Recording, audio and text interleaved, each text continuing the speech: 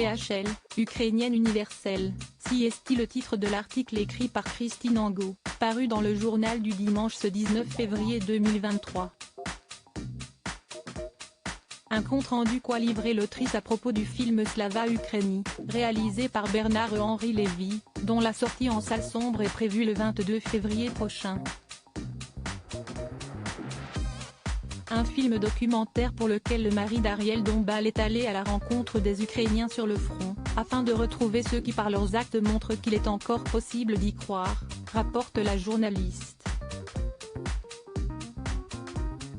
Vous n'avez pas peur. Vous allez gagner cette guerre, cite-t-elle de la part de celui qui est aussi la voix off de son film. Après l'avoir vu, je l'ai appelé, raconte-t-elle. Un appel au cours duquel l'homme de toujours engagé contre l'URSS autocratique lui a expliqué sa démarche. Un entretien dans lequel celui que Christine Angot dépeint comme un homme hypersensible s'est également confié sur la fin de vie. En effet, la journaliste remarque que dans sa façon de dire au revoir aux gens qu'il ne verra plus, mais qu'il a filmé, il y a un sourire, le beau sourire de cet homme beau, lui, le nanti. Un sentiment transcendant de dernière fois. Pour cause, BHL est persuadé d'une chose, si est qu'il va bientôt mourir. Je n'ai plus pour longtemps, je vais mourir bientôt. Si est fini. J'ai 75 ans.